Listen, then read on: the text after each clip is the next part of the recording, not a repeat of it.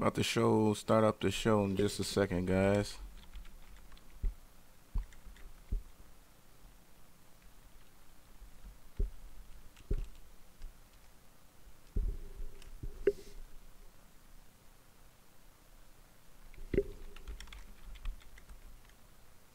God damn, they had to make me do all this shit now.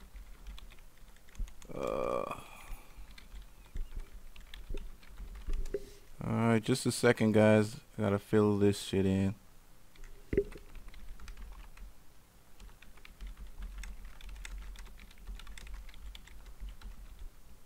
Appreciate you guys being in here. Appreciate you guys being in here. Alright.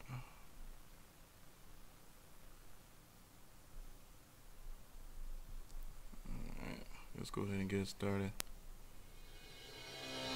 Welcome, and thank you for tuning in to the American Investor Show. Please click subscribe if this is your first time listening.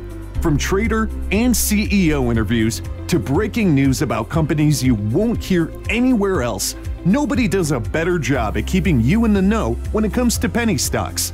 The term penny stock generally refers to a security issued by a very small company that trades at less than $5 per share.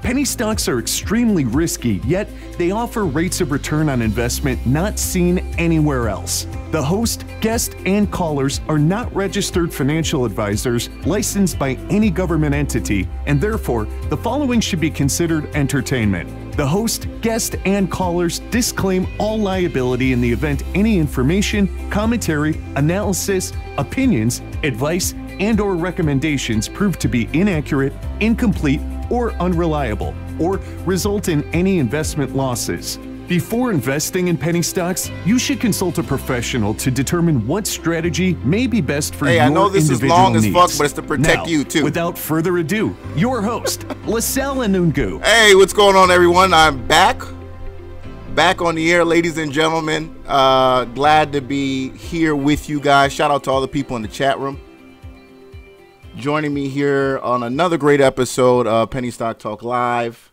A lot of people have been joining me on the option side, enjoying this incredible week of volatility. It's been an amazing, week to be a trader. It's been an amazing week to be a trader. What's going on, Josiah? Felix Apini says, "Where's the tie? The tie is at the dry cleaners." All right, I ran out of shirts. I got like 4 dress shirts, bro. I don't dress up like that, so I'm like, man, am I gonna wear this white shirt again, or is somebody gonna call me out for wearing this white shirt again this week? Let me just go get it cleaned. Let me just go get it fucking clean. Michael B, what's up, man? Ja Warrior. Who else is Jeff the Marine? Thayer in the building. Bundle up. DPG, what's up, guys?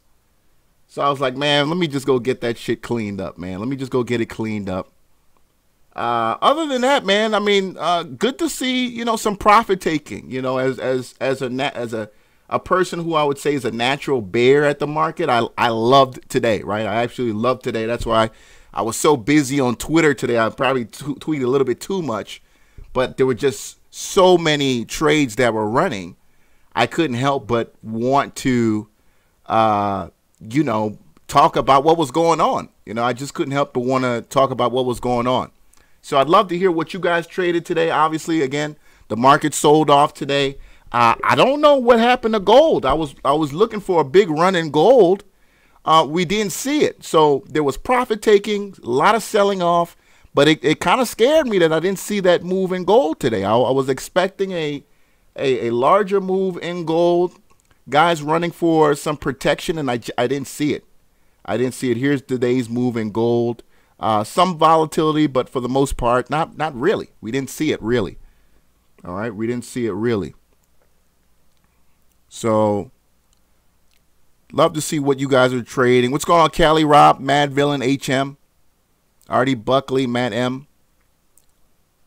Looks like he made 1,400 on BONT. That's what's up, man. I'm gonna try to see if I can get Connor in. If you guys didn't see it on my Twitter, Connor, $86,000 trade.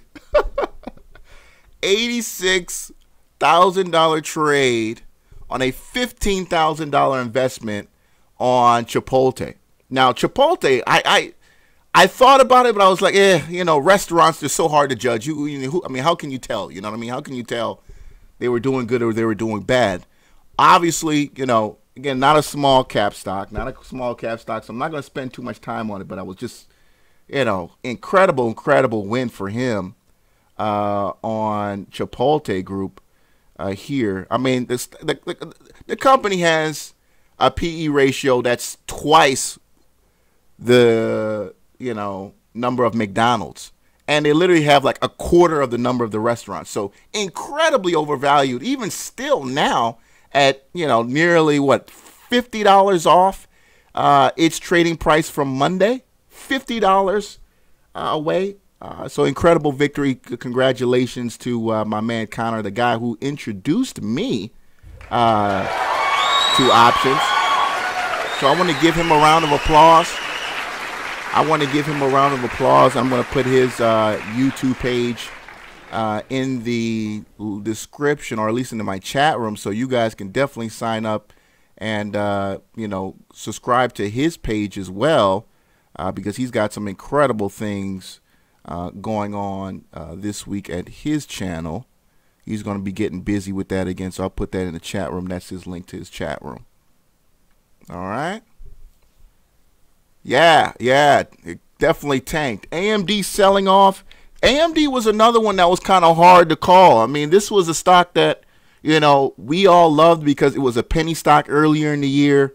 Look, AMD has nothing to really bad to. You can't really say anything bad about it. I mean, this is a stock that started off the year basically at $5, $6. The story really starts back in 2016. All right, when this stock was literally at $2 a share, you know, and that's kind of crazy because AMD, I remember, you know, one of our first computers was an AMD K6 processor. You guys remember those? The little AMD K6 processors. I mean, you know, and AMD and Pentium, it was kind of those days. Remember, you either got, if you didn't have a lot of money, you got an AMD computer. If you had some money, you went and got a Pentium. That was kind of what it was back then. And we didn't have a lot of money at that time, and so we had got an AMD computer. And that was just kind of what you did at that time, you know. And to see AMD back at 2016 trading at only $2 a share, should have taken a look at it. I mean, absolutely beautiful 2016, incredible progress into 2017 as well. So this stock, look, I mean, it's done incredible things in the last 2 years. Yes, that sell-off is pretty embarrassing and almost sad. But at the same time, I mean, it's just over the last 24 months, you couldn't have asked for a better play. You couldn't have asked for a better play if you were a long-time value investor. What's going on, David? David from Investors Hangout in the building. InvestorsHangout.com. Check out that website. Buffalo Wild Wings. Yeah, Buffalo Wild Wings killing it, man. Buffalo Wild Wings killing it. You know, again, restaurants are just so hard to figure out, you know. Restaurants are really hard to figure out. I mean, you know, Buffalo Wild Wings, I mean, how do you even tell that was even going to pop off like that? I mean, I just, you know, incredible gain on that, on Buffalo Wild Wings. I don't even know where the options are right now because I'm looking at it here, and it was not even very liquid to begin with. So I don't even know where those are going to end up. I'm looking at the 120 November 17 call for 80 cents a share. The stock right now is like at what, 125 or something like that after hours. All right, after hours, you know. And again, the stock sold off during the day. But now you're somewhere up here in the 120s. In fact, actually, where's 120 at? Yeah, you're like up here in Buffalo Wild Wings. So I'll be there tomorrow to catch this top. That's where, you know, you'll find me up at the top right there trying to find as many of those 125 puts as I can find, because they'll be going for literally 90% off. 90, 100, 120, you know, maybe 90, 95% off from where they are. So that's where I'll be at. No doubt about it, because that's not going to hold 125 at all. What's going on, Bill Betts? Bill, what was that trade you made today? He hit me up on the text about something. What was that? HUSA? HUSA? on HUSA, HUSA. This is the one we've been waiting for to do something. Down a penny today. I didn't see any movement on it. Let me know what you saw in that though, bro. A stock that we've shitted on here for a very long time. What's up, Stock God? See Stock God in the chat room. That we've shitted on here for a very long time is DRYS, man. What is DRYS doing, bro? The stock is up almost 85%. 85%. Actually, no. Hold on. Actually, looks like 115%. Actually, no, we'll all say 100%. 100% from October the 1st at 250. Yeah, the stock is up 100% since October the 1st. 60% in the last 10 days. 60% of that came in the last 10 days. So what's going on with DRYS? I see an article came out. Obviously, this guy from Market Watch, he's pumping it up. I don't know if but talking about here that DRYS has shed its dilutive ways and is now positioned to rise, dry bulk uptrend. Okay. I'd like to see that. What was that, the ticker to that ETF? I think it's called the Baltic Dry Index, right? Baltic Dry Index, something to that effect.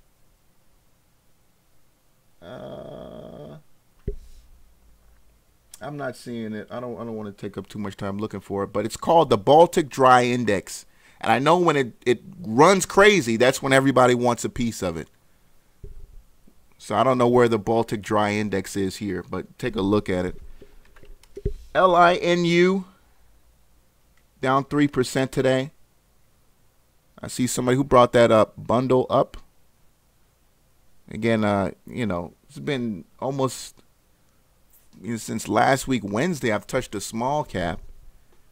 Just because there's just so much volatility with the earnings being the way they are right now, for you to enjoy when we talk about making money on a little bit of money. Let me see here. What else has been going on in the small caps? ROKA. What's up with this today? ROKA. ROKA Biosciences. 105. I marked 105 about a week and a half ago. It was selling off, and it did hold it very well. Nice move on that. Let's see what the 10-minute chart on something like this was. How did that play out today? I'd love to take a look at it on the 10-minute. Let's see. All right, so strong morning. Again, this is the 10-minute chart. I like to kind of get rid of all the noise that you see in those smaller 1-minute, 2-minute, a lot of fakes. And nice move in the morning, but as you can see here, no buyers up there at those higher prices. You were all alone up there at 175. And then there's your, if you're a shorter, you love this candlestick right here. I mean, it almost swallows up the previous candlestick. That's a very bearish sign, and all you had to do was go in there and just sit it out and wait.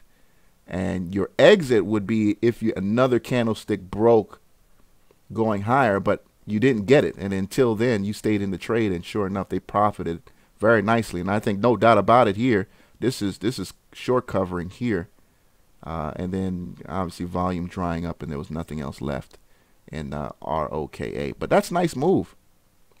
54% move overall. The only way to make money is if you got in there again to start off the day. Or maybe if you came in late thinking maybe something is going to develop tomorrow. We haven't really been, we haven't really had a multiple day situation. It's been a while. That's why DRYS all of a sudden comes back onto the list. Is DRYS going to be what it used to be again?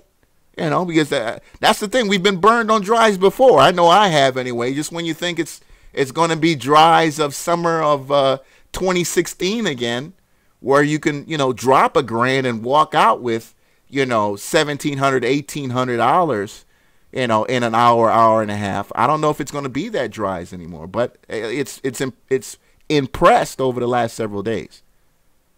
All right, but I'm still so jaded. I don't know. Absolutely. Shout out to everybody who got with me on Caterpillar. Caterpillar, yes, absolutely. I, in fact, regret my selling out a Caterpillar too early. I was looking for the 236s, and I thought it'd get there by Friday. It got there today, very next day. So left a lot of money on the table there on Cat. But, hey, I mean, it's all about getting what you can when you can. So, tomorrow is always another day to trade. All right. Let's take a look at what other plays you guys was in. CBIS. CBIS up 10%. CBIS up 10%. Cannabis science, you know, this is another one. Let me go into the daily and see where we are on this. You know, marijuana it's just, man, you know, guys have just been really killed on marijuana stocks this year, period, man. I don't even know if, you know, where to go with it anymore.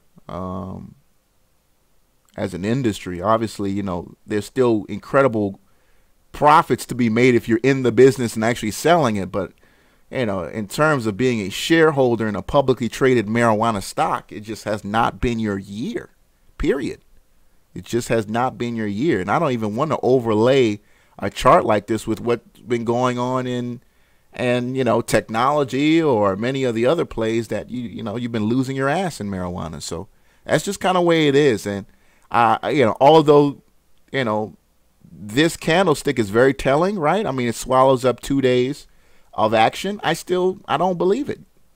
I still don't believe it just yet, because I still think that you've got, you know, a lot of bearish momentum still to overcome. You know, and you're not even anywhere near some of my favorite crossovers here, that's 15 and 30. So if you get some bullish confirmation on it tomorrow, and you can crack out of that 0.0333, then maybe, you know. What's going on, Joe Silva? BVTK 8K today, conference call. How was the conference call? You said the stock is grossly undervalued. Well, every CEO is going to say that. I mean, every CEO is going to say the stock is overvalued. I mean, that's everybody, you know. That's everybody. Some plays for tomorrow. Got to look at GE.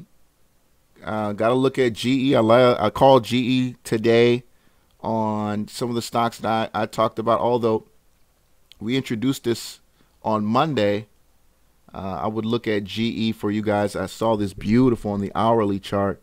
Beautiful candlestick here. Almost a Marubatsu, but it's got a slight shadow into it. I said, okay, all right, so the bulls are coming back in here.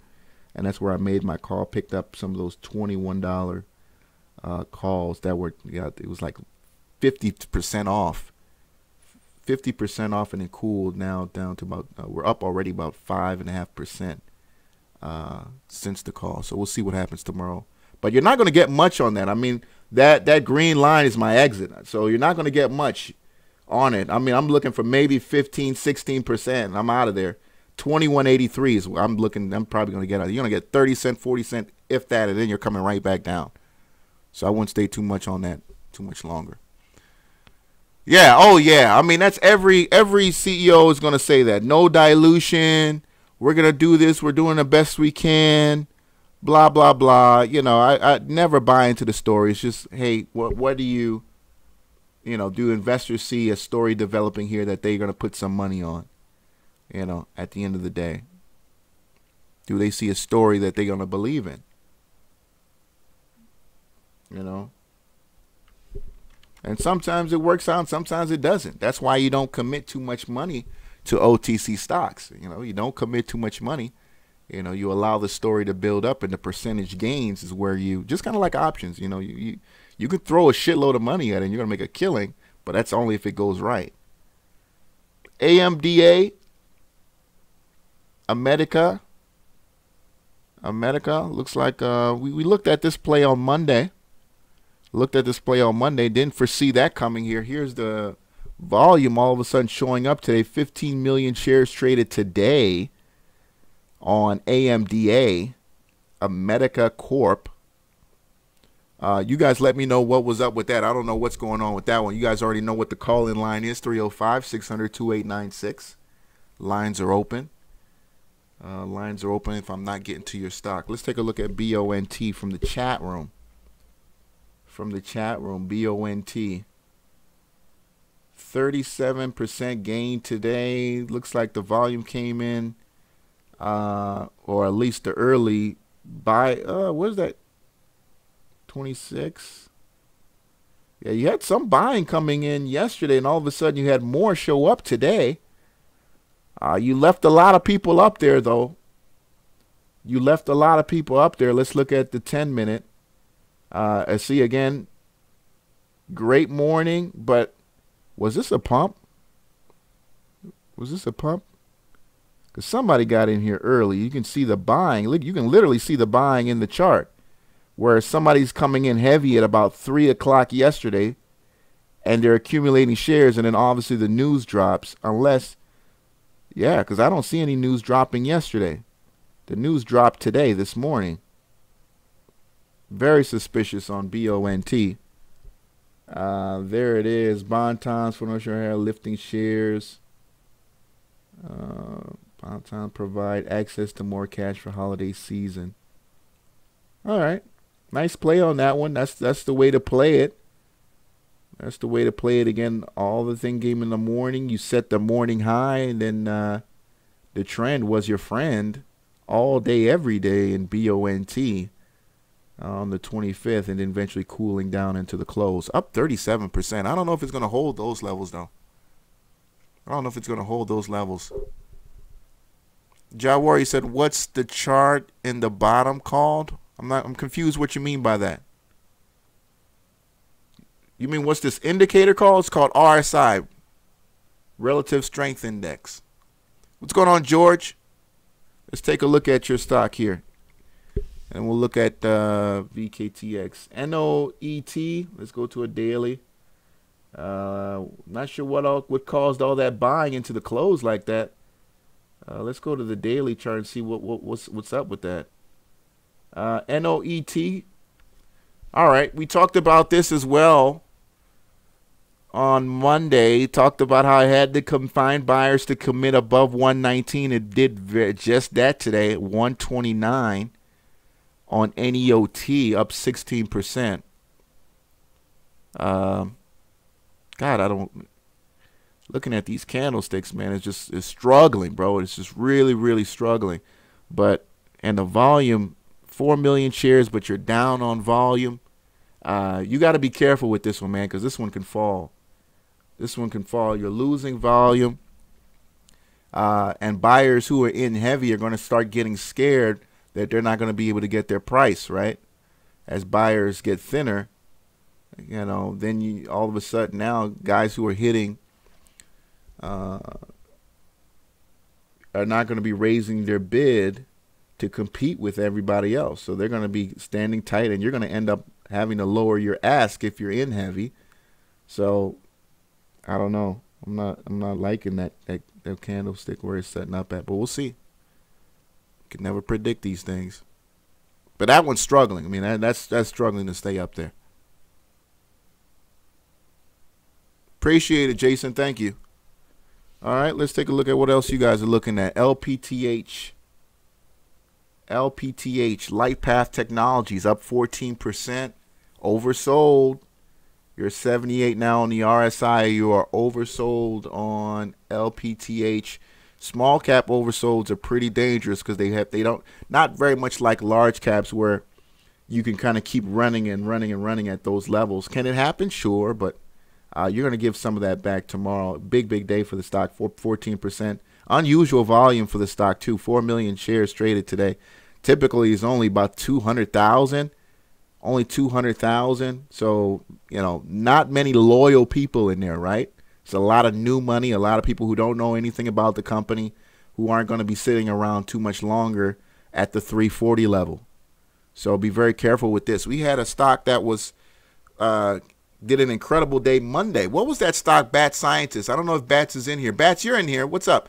Hey, Bats, what was that stock we talked about on Monday? And I looked at it the very next day, and it did exactly what we thought it was going to do. There was just, you know, you had the morning push, then you just didn't have any other buyers at those higher levels. What was that stock?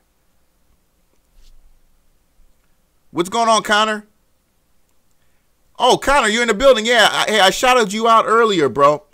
Go ahead and give me a call, Connor, and let's talk about that $80,000 you made yesterday. And let's talk about the $30,000 you're sitting on right now, bro. This guy's up almost $120,000 in the last 2 days, bro. This is insane, man. I got to give him a round of applause again, man. This guy,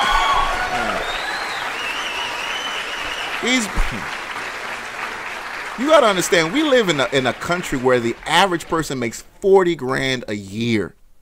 We've got 30% of this population that's not even making 20,000 a year. 30,000% of Americans don't even make 20,000, bro.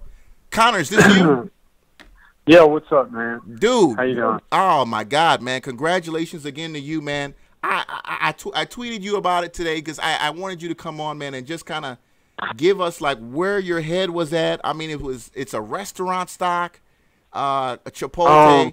There was not much data to really be out there and see it. Obviously, the stock had been selling off, but what made you think that, okay, they're going to really just shit on themselves for earnings?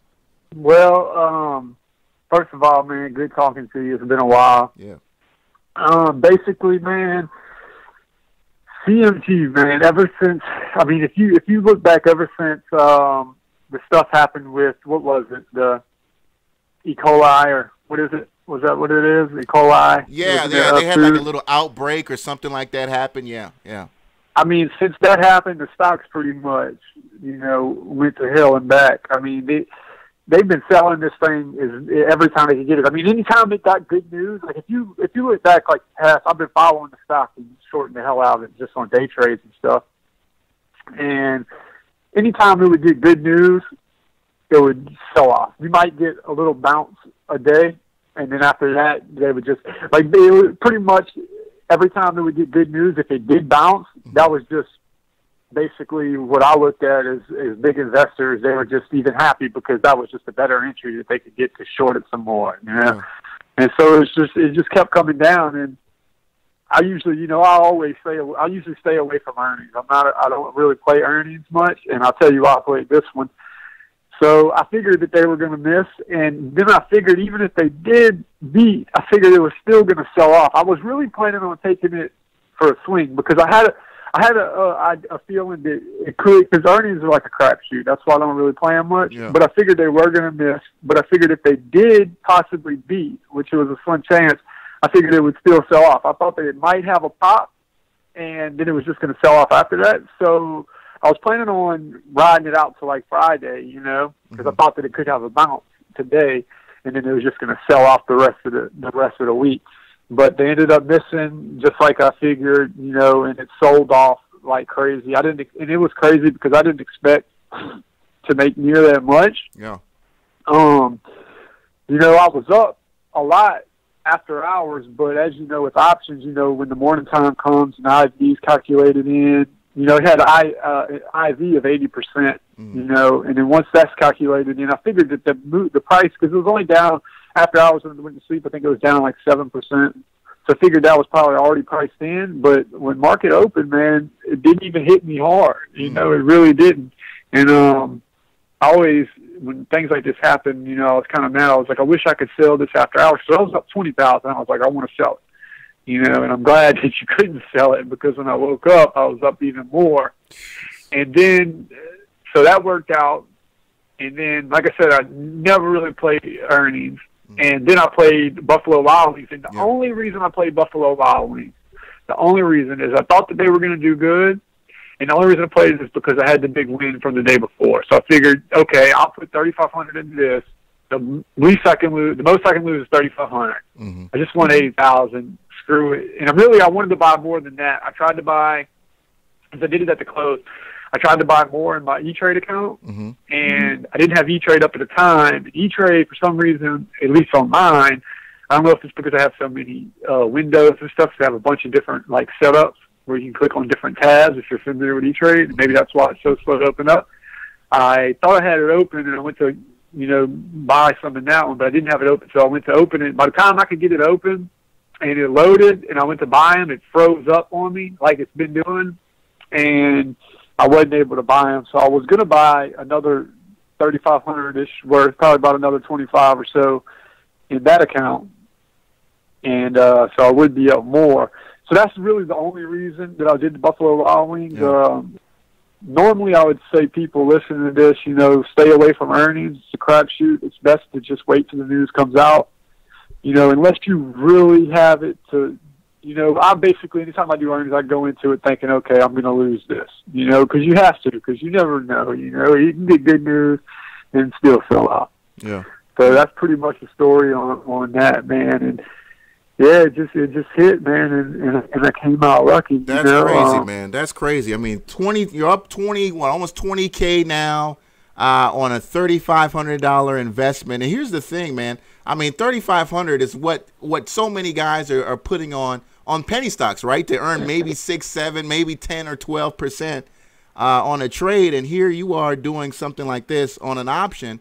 And you know, I got to be honest. At the beginning, I didn't believe like the returns that people get in options, but I see it every day, bro. Like, I mean, 50, 60, 70%. That's almost every day in this market, man. Almost every day. I tell people, you know, because there's no deny. I mean, you can make good returns with penny stocks. Everybody knows that. You know, you have your 100% runners and more, and you know, we see that. Everybody sees that. But the thing is, with penny stocks is, yeah, sure, you have your little 100% runners, but, you know, you have to, you're always searching for that runner. You know, every day it's which one's going to run today, you know, and that's cool and everything. If you can catch them, then awesome. You know, of course, you have your scanners that do it for you, and it's not really that, you know, it's not really that pain in the ass to really look at scanners. I'm not trying to say it's, like, hard to find them or anything, but what I tell people with options is literally, you can trade the same stock every single day, and I guarantee if you pick your favorite stock, whether it's Google, Amazon, Tesla, you trade that same stock every day, all you have to figure out is be on the right side of the trade, whether it's going to be puts or calls, and I guarantee those calls or puts are going to go up. Easy 50%, you know, whether it's the calls or the puts is what you have to figure out. Yeah. So it's nothing to get these moves in options. You know, they make options make these types of moves every single day in the same stock. You know, so it's not like you're searching. You can trade any single stock, and I promise you, you know, whether it goes up or unless you get sometimes one that just consolidates that day, then maybe not. But most of the time, if a stock is moving and it has options, most likely that option is it's nothing for it to go up 50%. You know, 100% really isn't nothing.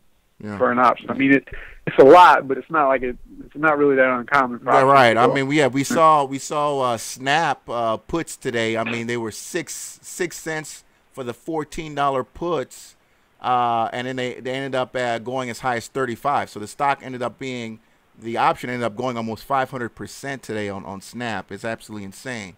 It's so funny that you talk about specializing in a stock because I know Lloyd has been doing that, especially with Priceline. He's basically focused in on Priceline. I love Priceline. Yeah, that's he's all over it, and that's the only thing he's really been playing and been winning, by the way.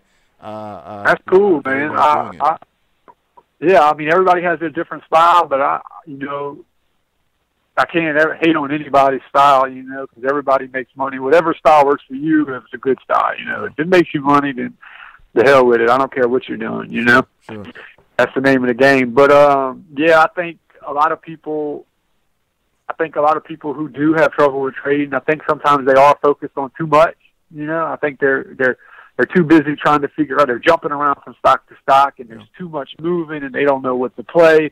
And I just tell people that if you're not having that problem, then fine. But if you do, I just tell people, man, especially if you like options, just pick a couple of little stocks, you know, Amazon, Apple, Facebook. Just look at a couple stocks, man, and that's all you need.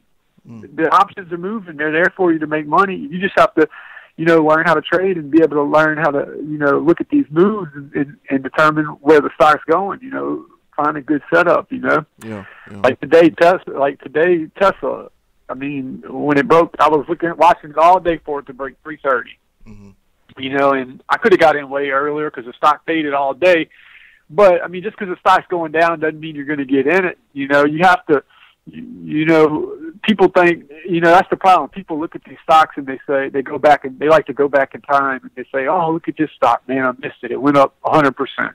Yeah, well, it went up 100%, but was there like a good opportunity, a good setup to get in, or if you did get in, were you just jumping in for the hell of it and hoping that it was going to go up, So you can't just jump in on a stock just because it's going up or down. And Tesla, though, I was waiting for it to break 330. Yeah, I think it was 330. I can't remember now. But once it broke that, it was over with. It faded the rest of the day. Yeah, ended up closing at 325 today, losing almost $11 from the morning. Yeah. Now, Connor, are you, because now the difficulty that I get sometimes when I talk about, because I know I'll get emails tonight, is how the fact that there's so many, different kind of option plays, right? They're, calendars, they're iron condors, obviously it's directional plays are the easiest way to go. For you, what are you doing or what would you suggest a type of option that a beginner can learn and probably get used to that you think is, less, not as risky, but at the same time delivers, profits in the direction that the investor wants to go in? Yeah, sure. Well, when it comes to options, man, I would definitely say that everybody who's new with options, you're gonna want to start with just directional plays, buying calls and puts. You're basically doing what you already know. Look at an option kind of like a stock. When a stock's going, say DRYS, for instance, I know that made a move today. So when it's breaking out, and it's making a move and you want to get in, you buy whatever, 100 shares or whatever it is. Well, when Amazon or Apple is going up, instead of buying the stock, you buy a few calls. You know what I'm saying? Mm-hmm. And that's going to be the easiest way for people to learn. That isn't the, when you get into spreads and stuff, it's a lot more complicated. And if you try to get into that first, it can be a little much to take in, and you'll get confused. And but that when you do spreads and stuff, you can define your risk a lot more, and you can it's not near as risky. You can do so many things with options. It's crazy. But when you get into the calendars and all that, and I don't really do that much. I do spreads here and there, and I like to sell premium some, but it's not my specialty. And I'm not going to lie, I'm not super. I'm not super big on that, but I do like to do it sometimes. You have to know the time to do it and when to not do it. But basically, for the most part, all I do, to be honest, is I trade it like stock. I play directional plays, I would say 80% of the time, and maybe 20% of the time I'll sell premiums or do spreads and try to collect on, just because you're going to have times where a stock maybe, like what I like to do, like if a stock made a big run, mm-hmm. say like, what did I sell some premium on? Baidu and Baba.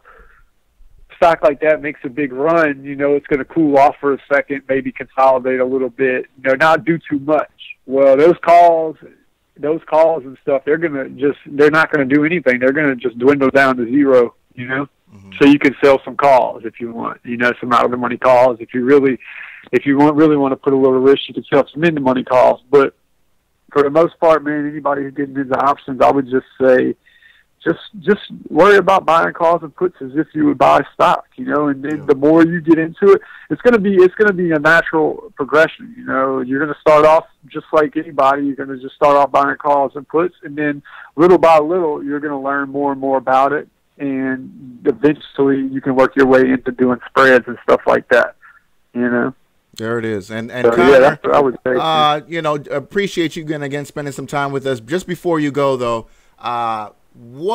obviously we still have a lot of companies that have, yet to announce earnings, but what companies are you looking at in the future? I know we talked about earlier today, Macy's as well as Snap. I like the Macy's. Okay. I like the Macy's. No, you like Macy's to Macy's. beat, or you like Macy's to fail on that? I say fail. Okay. I like the puts. Yeah, I like the puts on Macy's. I don't know, retail. I mean, everybody knows retail has been struggling, Mm-hmm. and it's only going to be a matter of time. Like, to be honest, I see all these like if you could go in the future, 20 years from now, these big retail stores are going to be obsolete. You know, they're going to be obsolete because people don't like to leave their house. I mean, you see how big Amazon, they started selling books, you know, and look at them now. You know, people can just get on. Now they have these things where you can talk to and say, hey, order me this, you know. People are lazy. Yeah. I mean, let's just face it. Nobody feels like, I mean, some people do, but the majority of Americans do not feel like having to go into, you know, crowded areas and worry about traffic and parking and walk into the mall and all this crap when they can just, you know, they make it so easy for you to order stuff. They got Amazon Prime, free 2-day shipping, you know, be at your house in 2 days. Who could beat that? Free shipping, you know. Why would you, you know, most people, that's the way most people look at it. So, you know, I say Macy's, but I don't know, I might take a stab at Macy's, but I'm not big on playing earnings. I can't tell you the last time I took a gamble on earnings. You know, I did this thing on CMG because I was pretty confident, and then the only reason I didn't beat Buffalo Wild Wings is because I won the CMG. So I was like, you know what, I had a good feeling about Buffalo Wild Wings, and normally I wouldn't have took it, but I figured, you know, I made this, so I'm going to go ahead and, you know, I figured I could risk a couple thousand, you know. Yes, indeed, man. So it was worth it. Absolutely, absolutely. I mean, did you say you played Bank of America today? No, I did not play Bank of America. I missed Bank of America, man. I played Snap today, but Bank of America was such a gimme, man. That's why I brought it out to you. Because I mean, man, what a missed opportunity. That's for those of you guys who don't know, Bank of America, that's one of the most liquid options out there. I mean, they're dirt cheap. Yeah, super liquid. Super liquid, super cheap. I mean, $500 could have nailed you about $1,000 today on the I think it was like the 27 if you were the what was that, the 2750 puts. But yeah, I mean, especially if you bought it in the morning at the top up there at the 2790. But anyway, I mean, incredible day today for Bank of America on that sell-off. Again, that's on the option side. Even though it ended up coming back toward the end of the day, you would have easily had taken some profits there if you had played that. And everybody out there, man, who wish that they could, you know, because like, you know, like if penny stocks are good and all, you got your small caps, that's cool. But man, like, because I used to only trade small caps, but man, whenever you get into the bigger names, and it sucks because before you learn about options, it's a lot of times big for most people. These bigger, and even for some, I mean, hell, even for me, if I was going to try to go trade stock on something like Amazon, I mean, the type of accounts you have to have to do that is just crazy. You know, it's just too much, especially for the average person. But if you look at like a lot of these big names, man, like that's where the action's at. Yeah, you know, I mean, you got a lot of action in small caps. We just got done talking about Bank of America. The ask right now on the 2750s is 13 cents, but it started the morning off at 2 cents for the 2750. There you go. Look at Yeah, that. that's over almost 700% on your money. So. Something like that. Crazy, bro. Crazy. It's crazy. And these bigger names, that's where the action's at, man. It's, you know, these bigger names come out where they have a lot of news that comes out on them. They get these price targets and analyst ratings and upgrades and stuff. And that's what I do every morning when I wake up. You know, I look and see what has different price targets and just look at the different news on stuff. And there's always, like every day, these big stocks making these $7 moves and stuff, you know, and I always wanted to be able to play them. Well, options, man, you can play them for the fraction of the cost, you know. Yeah. You don't have to, you know, you don't have to buy $100 a share of stock, you know, and try to buy 1,000 shares for $100 a piece. You're spending $100,000 or whatever just to get 1,000 shares. You can get 10 options and control 1,000 shares, you know. Yeah, there it is. For probably $1,000, or depending on how much they are, if they're 5 cents, cheaper than that. You know, cheaper than that, absolutely. For $500 or whatever. So it just depends on how much they are. But yeah, man, everything has their place, man. I think it's good to know everything because I still trade small caps too. You know, anything that can make you money, you know, you can't deny that. So I still love my small caps here and there whenever they're running. But options is definitely something to know, man. You know, got to be a diversified trader, man. If you want to be a long-term player in the game, you know, you got to learn everything. There it is, man. And, you know, these hedge fund traders, you know, they trade everything. They're absolutely. not just trade, you know, they do it all. Absolutely. But yeah, man, I just wanted to come in. I know I hadn't been on the show in a while, so I'm gonna chill in here for a minute. But I'll get off the phone so some other people can call in. Yes, indeed, good man. talking to you, though, bro. Connor, thank you so much, man. I appreciate you for calling, bro, and spending some time with us. For sure, man. Take it easy, Sal. Yes, indeed, man. There Good it is, man. Thank you so much, Connor. I'm gonna let you go. Man, that's awesome, man. The guy made $120,000 over the last 2 days, and he just called up to kick it with us, man. You know what I mean? That's what it is, man. That's, you know, you can make a lot of friends in a lot of businesses, but in trading, man, these people, you know, the guys who make money in it, you know, most of them, 99% of them, cool ass dudes, man. Guys, $120K in 2 days, and he's just, you know, relaxed, kicking it, spitting some game, you know, because for the most part, we know there's more than enough money out here for everybody. You know, it's more enough for everybody out here, man. You know, the market treats everybody equally. That's why I love it. You know, if you respect the game, you take your time to learn, to understand how it's played, you're gonna get paid. You're gonna get paid. You know, you're gonna get paid. Gotta love it. And thank you so much to Connor for spending some time with us.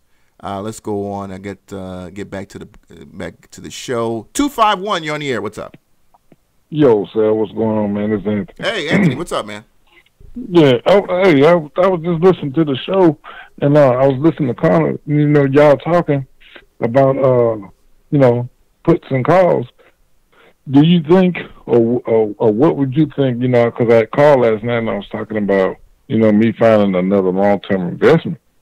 Well, in the meanwhile, while I'm trying to look and find that, what would you think, or what would Connor think about if I start learning puts and options and go that way? Oh, absolutely. I mean, he would love it. I mean, just knowing what he would think about it, of course, he would love it. I mean, obviously, you know, we just got done talking about a company like, you know, Bank of America. Obviously, with that one, you know, you've missed a real big run in the stock, right? From 2017 or so, or at least from this summer.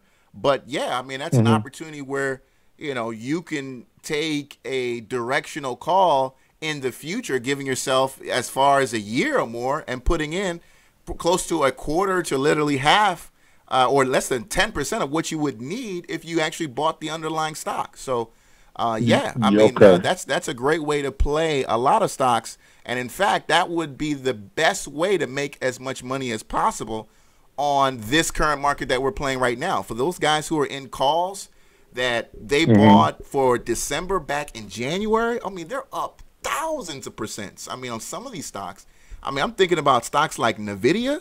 You know, if you bought an in-the-money call in NVIDIA back in January of this year, I'm thinking you bought, let's say, a NVIDIA $97 call for December. I mean, you're up.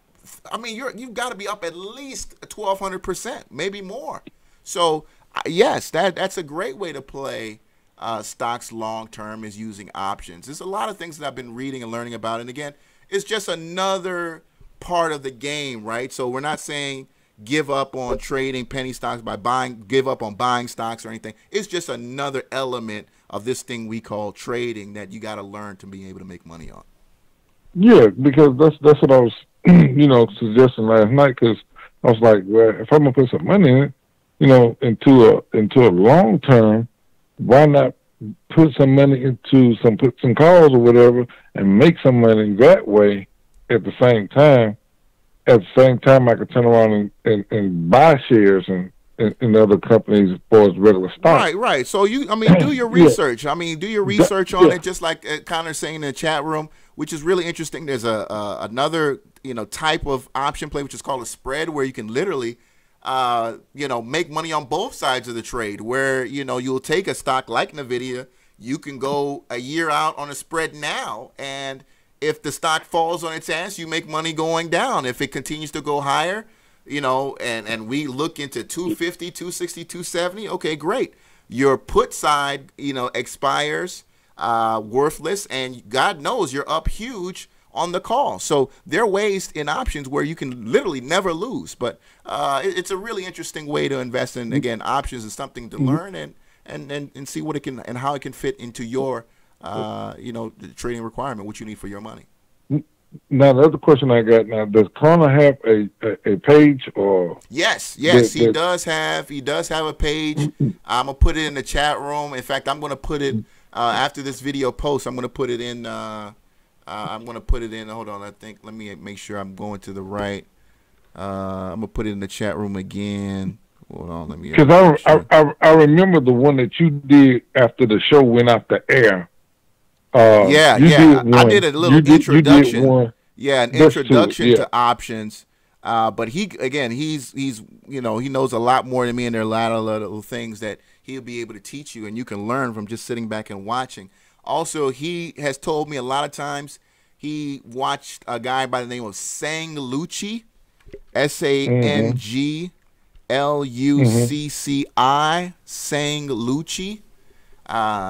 He's got a page on YouTube that you can learn. He's got a lot of good videos. In fact, it's sad that he's not as popular as Tim Sykes, which I wouldn't be surprised that Sang probably makes a lot more in his personal trading than Tim does. But obviously it's a different industry. I probably wouldn't compare the two. Option is extremely more lucrative than just straight penny stock trading. But yeah, Sang is another guy you can watch and listen to as well. He's on YouTube as well. Okay. Hey, look, I'm going to the West Coast tomorrow, man. I'll probably catch y'all, catch your show, I don't know. It'll be like sun up there. But, I'm out early on the West Coast. I mean, what is it out there now? 7 o'clock? I got a lot of West Coast people who unfortunately got to watch me a little bit later because, I mean, they're literally getting home by the time I'm getting off the air. But, yes, obviously out there is about 7-ish now, so got people out in the West Coast. So appreciate that, man. I'm heading out to the funeral, but I'm going out there, and I'm going to chill with my cousins and stuff for a while. But I'm gonna be studying while I'm out there on those puts and calls so I can get familiar with it, and then that way I can do something else with that, with some of this money that I'm making. Appreciate it. Thank you so much, Anthony. Enjoy the family. All right, man. No. Thanks. All right. So appreciate Anthony for the call. I had a caller, 484. Anthony was on the air. Got in before you. So if you want to call me back, 484. Other than that, until then, let's go back to the chat room, see what you guys' tickers are going. Go ahead and press like. I got 99 people in here. I cracked 100 for like a second. 484. Okay, 484 back on the air. 484, what's up? Hey, man, how's it going? It's Seth. Hey, what's up with you, man? Hey, I just had a couple tickers. Okay, let's take a look at it. First of all, I don't know if you guys mentioned this already, but DEST, they just had a amendment to their 8K. Didn't really read into it too much, but the stock has been spiking for the last couple of days. Today had a little red day, but you never know with these kind of stocks. Like, it could always jump back up. I didn't really find much news on it other than the amendment to the 8K. Mm-hmm. So, yeah, I'm looking at it now. DEST. It's a stock we brought up on Monday. We really, again, I put that question out just as you just did. I mean, I couldn't find any news on it either. The stock pulled back slightly today. I mean, just 3.9%, not much there. But that's the first red day, right? And it did catch a lower range at 275 before pulling itself up. But that is blood in the water for shorter. So be very careful tomorrow on DEST. I played the stock on the 23rd, and I made some money on it. Oh, great. Yeah, I was just trying to see if there was any news. I could not find any news as to why the stock has been running for about 5-6 days. Don't know if it's a chat room pump or what's going on. It very much looks like it. Obviously, I mean, you had one day of incredible volume, and now volume has been dying down. And as volume starts to really die down, that price will be coming down as people start lowering their asks to get out of the trade. So, again, first red day in about, 6 trading days I'm counting here. So that's definitely blood in the water for the shorts. So that's going to be a very dangerous one to play tomorrow, especially if the overall market is red. DEST could end up giving back a lot there, but we'll see what happens on that. Okay, and next ticker I had was INPX. The stock's been trading range-bound for a couple of weeks now. I thought that it'd be over with after the first initial run-up, but on the 4th it came back up, and lately it's been doing well. Today was a green day for the stock. Couldn't really find any news on this one either. So yeah, but that's something I was gonna look into tomorrow. Yeah, that one is wedging a lot. It's not the prettiest wedge in the world, but it's getting there. I mean, it created one. Not the prettiest looking one, obviously, but I mean, it got up there on INPX. Again, I don't have too much information on this one either. I'm looking through and scanning through the news. I see something back on the 21st, but other than that, yeah, not much on this one as well. Okay, and the last ticker I had was AMDA. I played this actually today in the afternoon. This was a presentation that they were presenting. This is, I believe it's a biomaterial company, and they had a presentation. The stock was moving up a little bit before I know they announced that they were going to have the presentation like a couple of days ago, and today the stock really spiked. This might have been like a little buy the rumor, sell the news kind of situation. Okay. But I'm going to see tomorrow how it plays out, because it kind of held its gains a little bit towards the end of the day. It spiked a little bit in the afternoon. So if this is legit, I'm hoping for like a second green day. Yeah. So are you already in the stock right now? No, I got out this afternoon. Okay. I didn't It's pretty hot right now, like, man. It's gotten up there. But I mean, it's kind of interesting because all the volume came in today. So, you can have a second day, but that's not the prettiest candlestick, to want to come in on the second day on. I mean, you left a lot of people up there. 18 cents? Actually about a dime higher. What was your high today? Yeah, it was 58 cents. You settled it for 48. So, yeah, you got some people up there, but, we'll see whether or not they're willing to stick around, or they end up selling on any buying in the morning. And if you run out of people to buy at those levels, you're coming right back down. But overall, it's been a couple of good, trading days for the stock. But, again, all the people came in today. So 15 million shares traded today. Average was only 600,000. It's a lot of new money in that stock. Not sure how many people's left, but obviously they're not committed buyers. So they're going to be looking to hand it off to somebody, and we'll see if there's enough people show up tomorrow to keep it going. Okay. Yeah. And go ahead. No, go ahead.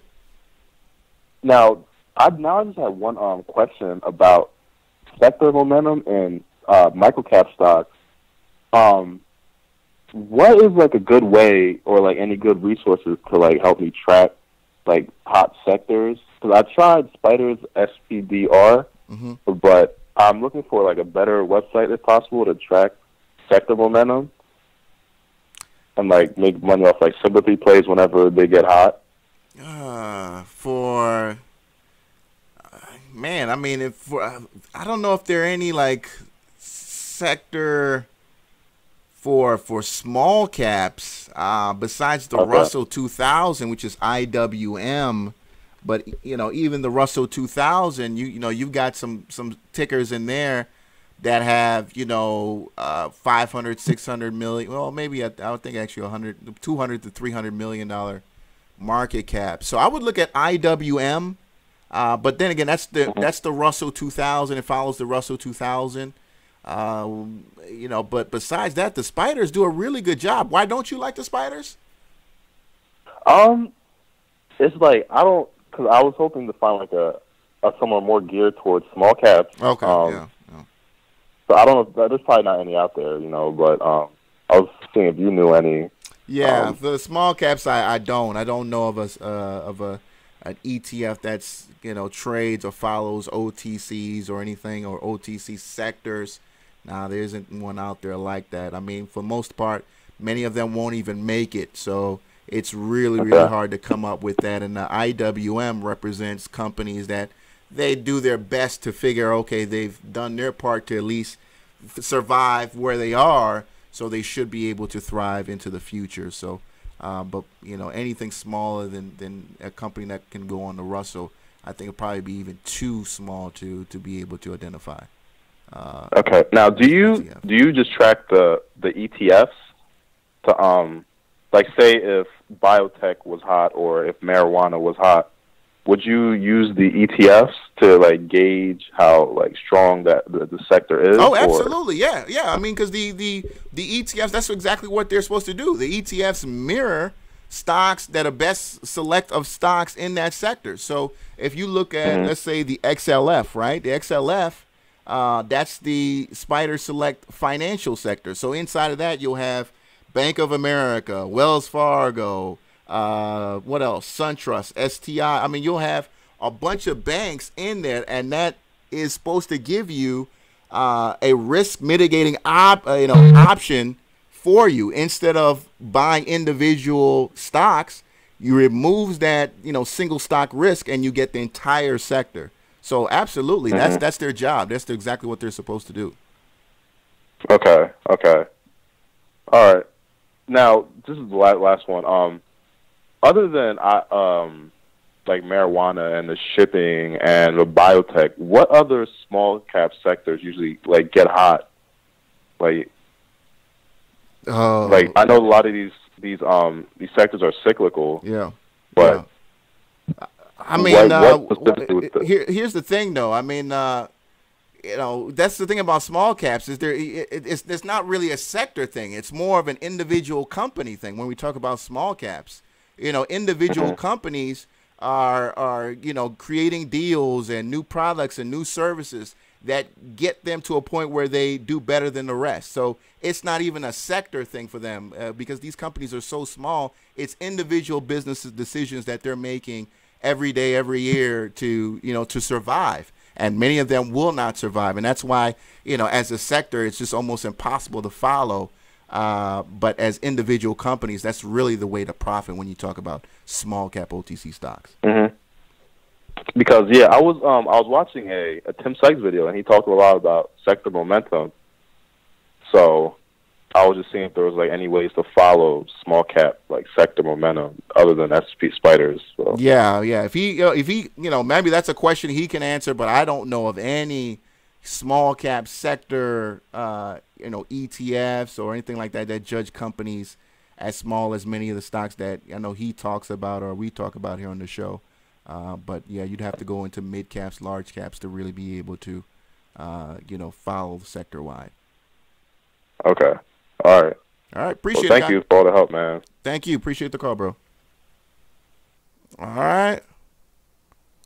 Yeah, man. If you want to follow sectors, I mean, the spiders. And by the way, the spiders are the most. I say spiders because they're the most liquid, but there are other ETFs out there, right? There are other ETFs. They're not as liquid as the spiders, right? The spiders are the most liquid. They're the ones that the institutions sell to their clients.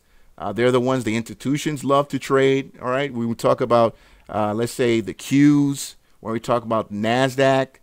Following NASDAQ, you got to be all on top of the Qs. Talking about the SPY, if you want to follow the S&P 500, IWM. Gosh, there's so many of them in the spiders. And again, all the spiders, they're not as liquid as the ones I just brought up. They're not all super liquid. They're not all, there's some of them that aren't, liquid at all. Let me, if I can bring up, where's that spider telecom, XTL. All right, XTL, XTL, this is a spider telecom ETF. So it follows all the telecom stock. But as you can see here, it's you got a lot of spaces here. And you can see these candlesticks aren't the prettiest. Why? Because only 1,000 shares was traded today on the XTL. So it's not a very liquid stock or ETF. All right. So let's get back to the chat room, guys. All right. Great questions, though. Great questions. Great questions. All right. Yeah, we're going to mix it up, though. I mean, of course we trade penny stocks. We're going to mix it up, but when there's nothing in penny stocks, you got to go where the money is. Just like Connor just got off the phone and talked about, there are going to be days where there's not shit. I didn't see shit today on the small caps, to be honest with you. was like 1 or 2, but other than that, I mean, 4 or 5%, 3%. I mean, fuck that. When you got, you know, situations like we just saw here, where stocks were pulling back 6, 7, 8%, and you got guys making $1,500 on $500 trades, you know, there's a time and place for everything. HRTG, let's look it up. HRTG soaring into earnings. Earnings is 11.14 by what TradingView is talking about.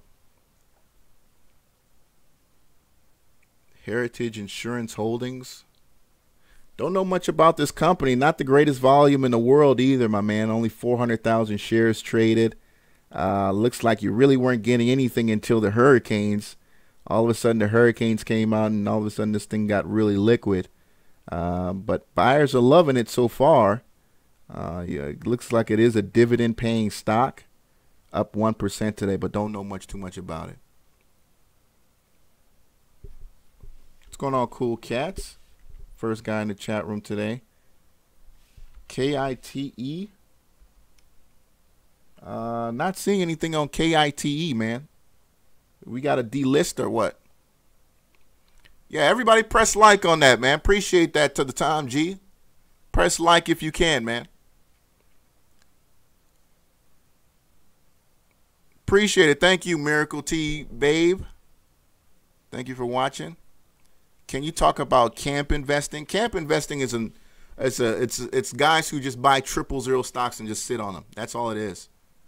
When we talk about camp investing, that's just guys who are, you know, they go on OTC markets and they look for OTC 000s, 0010s, any stock that's moved before that's pretty much dead but still, you know, in compliance. Don't sit on it. For example, what's that? CRG. I'm trying to give a stock. Was it CRGE?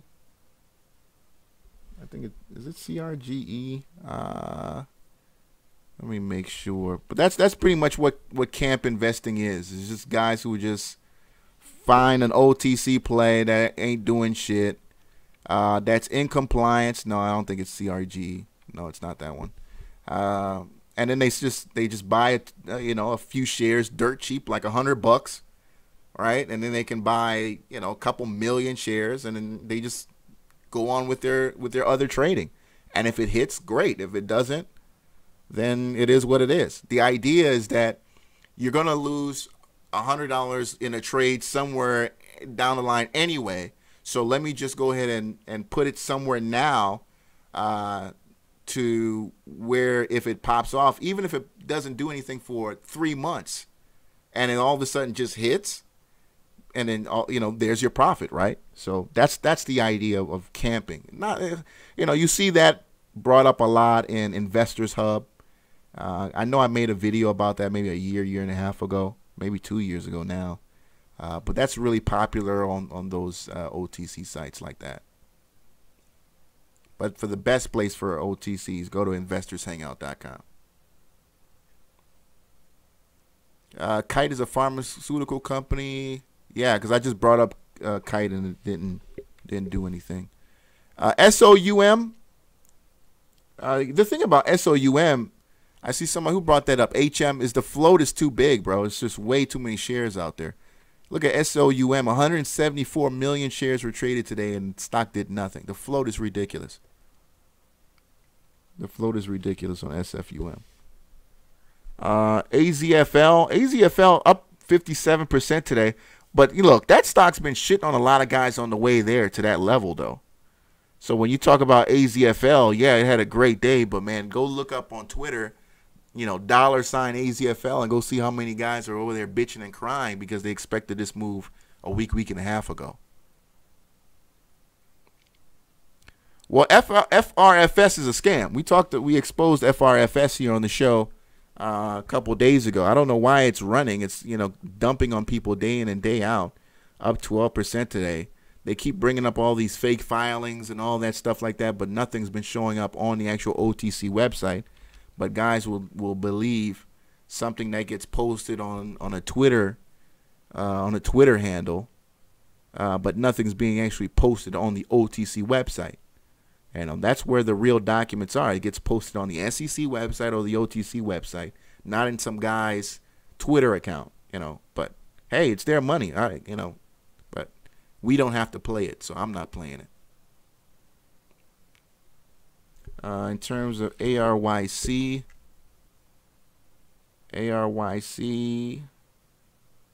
don't know anything about this stock. 1 million shares traded today. Don't know anything about it, though.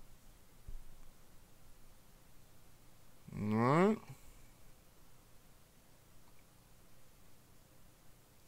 right. Mikhail, you have $3,000 and you want to start trading. What do I suggest? You need to study, bro.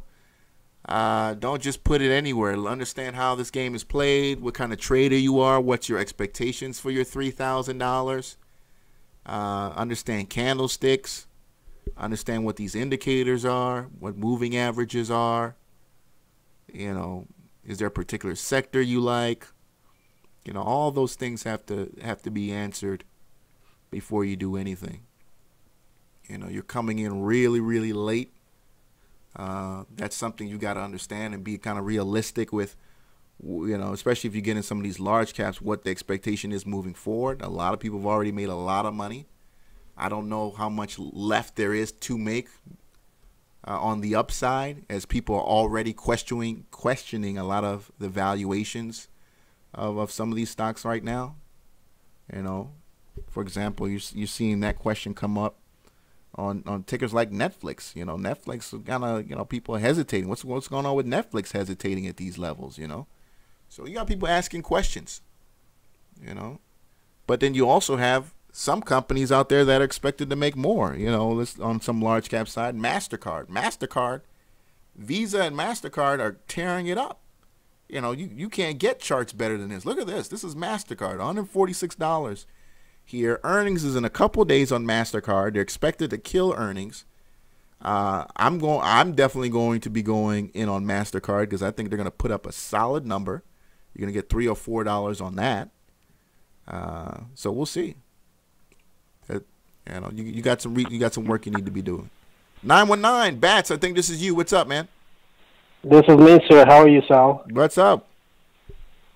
Yeah, nothing much. Just today I've been looking at a few kind of swing trades I could make and wanted to get your opinion on three of them. All right, let's take a look at it. The first one is one of your favorites. It's Chesapeake. So the three stocks I'm going to talk about have dropped down to pretty much a multiple bottom support. Chesapeake right now is down to close to, I think, $3.50. Yeah. I was looking to dip by that, actually, not dip by, but I'm buying at support and hoping that it goes back up. Yeah, here's the thing on dip buying commodity-based plays is that, although the catalyst is oversold, at the end of the day, if the commodity is losing value, that can keep other traders away. And right now you're below, you've cracked below $3 on natural gas, which CHK is. So, I think, I think you actually got more to go on CHK. You're going to go lower than this on CHK. It's one that I follow. It's got a lot of volatility, right? It can do some wonders, but natural gas is losing. And this would be more like a long-term swing trade. So we're looking at a month or two out for this, not a couple of days. Okay, yeah. But even if you were going a month or two, I think you can grab shares cheaper. So we're at 355 now. I think a couple more days you can grab some shares cheaper. Follow what's Nat Gas. Let me see here. Right. Ticker on natural. Hold on. Natural gas, is that UNG? Is that one of them? That's probably I think it is UNG. That's another ticker. That's an ETF. Thinking it's also Nat Gas. Or they changed it. Did they change it? Or you used to be able to just put up Nat Gas and find the actual ticker for that. But Yeah, I mean, it hasn't been doing well. Even the natural gas ETF, it's not doing very well. It had a down day today, so that's one you want to follow. But yeah, man, it's just hard. It's hard playing commodity-based plays when a commodity is losing value, even though they go oversold. I still think you can get it a little bit cheaper. I would be a little patient on that one. Okay. So the next one is VRX Valiant. Yeah, VRX. Same deal with this. We're looking at $12 support on this. Oh one. yeah, I love that candlestick with today's move on that. I mean, you had the market losing its ass, right? But then the stock only lost 0.50%, and this isn't the greatest stock in the world. So that's a beautiful candlestick. That's what you want to see. Let me look at the hourly on this one. Let's see here. Oh yeah. I like that a lot. I like that a lot. Where was that buying in there at 12:30 on that one? So yeah, I like that candlestick a lot on VRX. I think you got to be careful here because you're not gonna it's not, if you go higher, it's not going to be higher for very long, right? So you're correct. getting Yeah. maybe $1 or so on that one. I don't even know if you're going to get $1, honestly, but you've got a lot of bearish, momentum behind you. So if you get a move, it'll be a very short-term move. You get in, you get out, and that's going to be it really on VRX. I don't see you going back. That's what I see. I mean, ideally it could go back to the 14s, but that might take a while. Yeah, that yeah. If you're talking about another monthly hold like you just talked about, then yeah, that's correct. Yeah. Yes, okay, correct. so then I would, of course. Yeah, I should have prefaced that these would be kind of long term. 1 month, So 2 months if that's type the of call on hold. VRX, yeah, I like that here at this support, and you can go back to June and see that as well. And I see what you're looking at there on that. And then the last one, this one I don't think you like as a company, but it's Blue Apron. Yeah, Blue Apron. I'm not a fan. I know a little bit too much about the company. They're spending $100 to make $10 on a customer in terms of marketing, packaging, and whatnot. Not a fan of the company. Obviously, the losses. It's holding 5 really well. It's actually holding 5 really well. Yep, and that's what I saw in it. Yes. Yeah. So I mean, can you do a Snapchat and bounce off this? Like we saw Snap selling from that, and then bounce off this $1 or $2. Can you do a Snapchat type run? Maybe. Maybe on this. Yeah. Where are you looking for Snapchat to go down to? Oh man, Snap is going. Look, Snap is going to. I mean, their earnings are next week. That's the one I'm preparing for. It's Snap, Mastercard, Visa. I think Visa's actually might be even tomorrow, but I know Mastercard, Macy's, Snap are the ones I think I'm going to make a lot of money on. But Snap is going to go all the way down to maybe 11. Or even $10. Okay. You got to understand, Snap, they tried to create this product with like these glasses where you can make videos on these glasses, right? So they went out, they created this, they bought this company. It's actually a company that makes video through glasses. So they went out and they bought the company, and the company sold the glasses for like $200. Snap cut the price to like $50. So they're selling the glasses at a loss. The expectation was that everybody's going to love these glasses and blah, blah, blah. The first day the glasses came out, there were people lined out the door in a pop-up shop that Snap had in New York. Everybody was excited, but come to find out, it dried up. The interest in it really dried up. And word on the street is Snap has literally warehouses full of these glasses. So these $200 glasses that they pretty much have are sitting in a warehouse. They're losing their ass on these glasses and many of the other just as a company, period. So you're going to be looking at Snap possibly, $5, $6, maybe even $7, man, in losses on earnings. Play a spread on it. I put out a spread today on Snap. I won't jump in tomorrow just because the stock sold off pretty aggressively. I would like to see, especially if you look on like the hourly, Let me look at the hourly on that. It's oversold on the hourly. Yeah, there it is. It's oversold on the hourly. So you're gonna be it's gonna run back up probably to 1460, maybe 1480, and then I would go out and I would get the. And I'm telling you what I'm gonna look for right now. The November 17, $14 put. Okay. The November 17, $14 put. Then I'm probably going to buy a little bit of the... No, I'm probably just going to stay at 14. Probably just stay at 14. But I like, just to protect myself on the upside, I just spend a few dollars, maybe like, $300, $400, just in case something just really goes wrong. And I get an out-the-money call that's just something ridiculous if people get surprised. So I would go out and I would grab like an $18 call on November 17. That's going for 16 cents right now. So something just ridiculous like that, that if in case we just, I'm way off, at least my loss is mitigated to a certain extent with an out-of-the-money call that's kind of out there. So that's cool. Yeah, so... Yeah, those were my NASDAQs, and then just briefly, you don't have to put up the charts. I'm looking at marijuana. Although marijuana hasn't really been holding its gains, you look at something like CBIS, which, used to be a popular one. Yeah. It's only getting into play right now. So this one's looking good. I like CBIS. I like hemp, HEMP, and I like AMMJ. But once again, we'll have to see how they perform, tomorrow or in the next few days, over next week, because these ones have kind of been creeping along. Nothing robust at all with these yet that I've seen in the past, weeks or months. So, yeah, those are the ones to watch. Fortunately for OTC stocks that only move 5, 10, 15% a day, you've always got an opportunity to get in on them, so that's good. And then, of course, Giggle, I think I mentioned Giggle 2 weeks ago.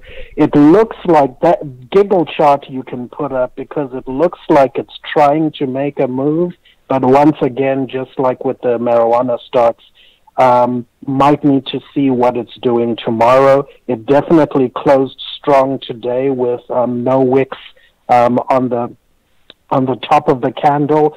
So I'm looking into this. Volume was solid, close to 2.5 million, which it hasn't seen for a while. So, I'm looking at Giggle as well, definitely in the next few days. So for a nice swing trade, hopefully right now it's at, close to 3 cents. And hopefully it can, go to 4 cents. I don't know if it will get to 6 cents, but we'll have to see, where it goes in the days to come. There it is.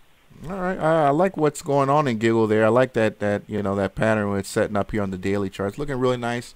Obviously, looks like a couple of days that the 21st was your end there on that. Exactly. The 20th. It had its first move on the 20th. Yeah, then it kind of pulled back a little, and now it's back up again. Had that been, 3 kind of dojis in the middle there, that would be called a rising 3 methods pattern. That's a 1, 2, 3, 4. It's a 5 candlestick pattern where one day is extremely bullish, then it goes down for 3 days, with spinning tops or dojis, and then it has an equal or higher increase on the 5th day. So this is kind of indicative, like a 3 rising methods continuation pattern, but I think they also call it the 2 methods because of the 2 candlesticks there that are trailing yesterday and the day before. So we'll have to see what it looks like, but it's definitely looking quite bullish. Hopefully it can put in another good day tomorrow with a volume higher than 2.5 million. There it is. We'll see what happens with it. Appreciate it, Bad Scientist. Thank you for these tickers, man. Thank you, Sal. Take care. There it is, guys. Thank you so much, Bats, for the call. Appreciate it, man.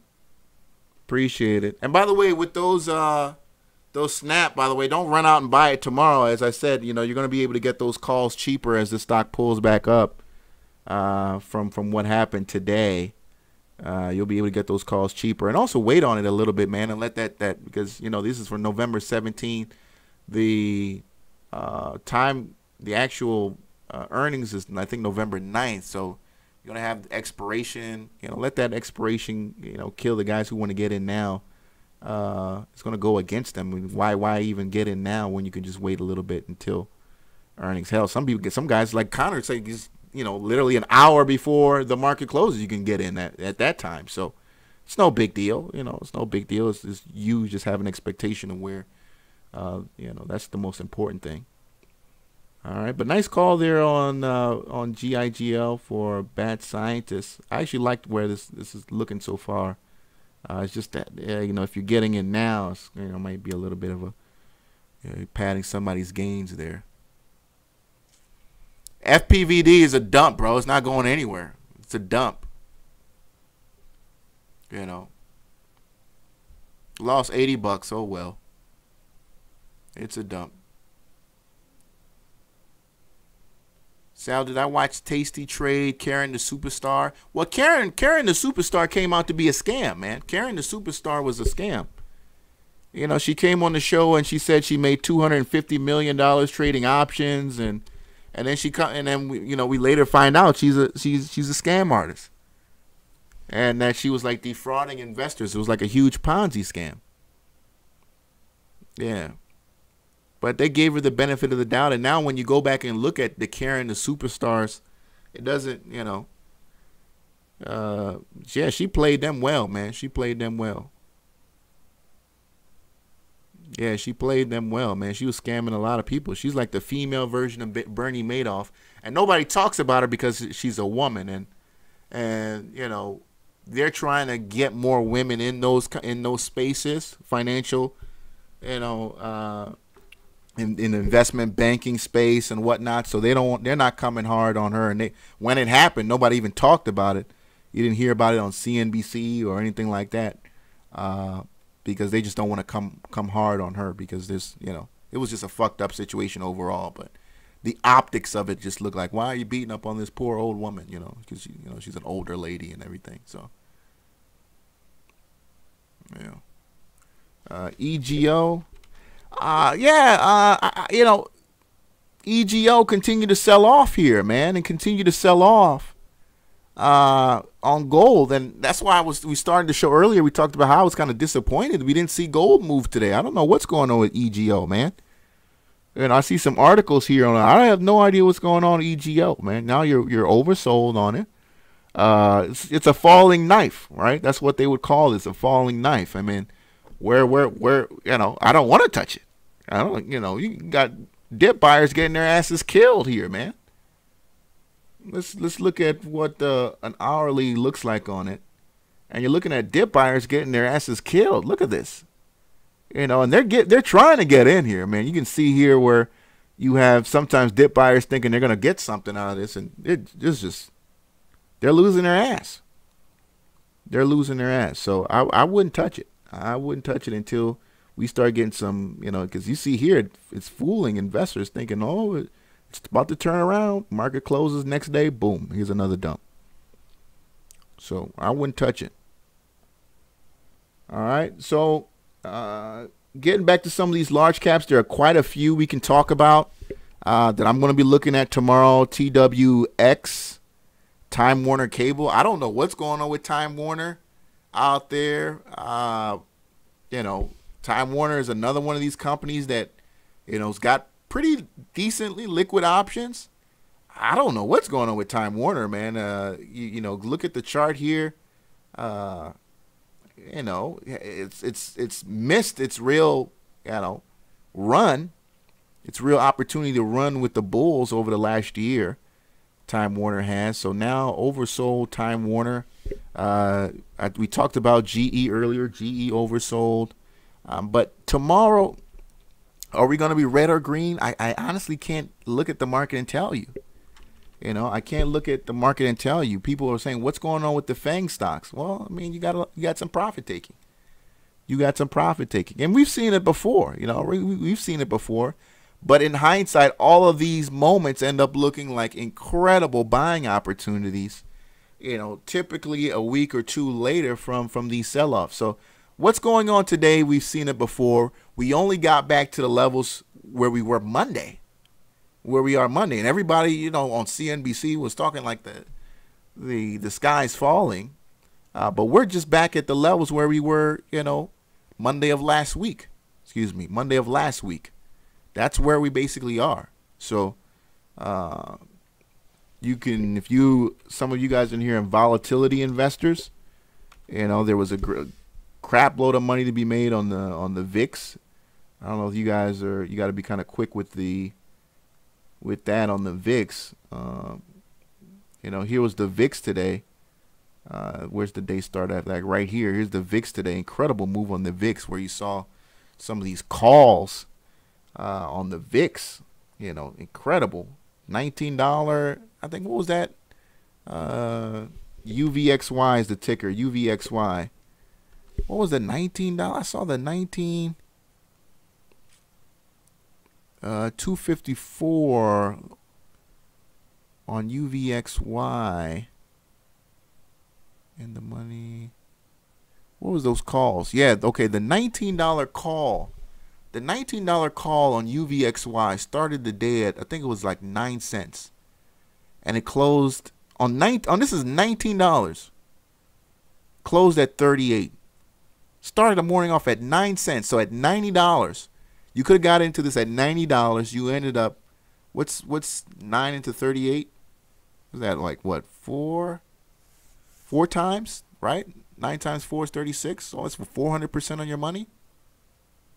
So, you know, do the math on that and make sure that they did start off at that level. I think it started off at 9. But again, it just incredible gain on that, on UVXY. But you got to be very careful when you're buying volatility, man, because that thing is just, you know. But there are volatility traders out there on the market, and on Twitter too. You can follow. I follow quite a few volatility traders, guys who just trade the VIX. All they do is trade the VIX. You know, all they do is trade the VIX. But let me tell you something. Trading the VIX, you know, for shorters, you know, it's been an incredible year for shorters. Trading the VIX, shorting the VIX, all into, you know, this bear market, this bullish market. Let me see. Can I get the hourly back up here? Hold on. You know, it's been an incredible year for them. What is that? I think it's VIX.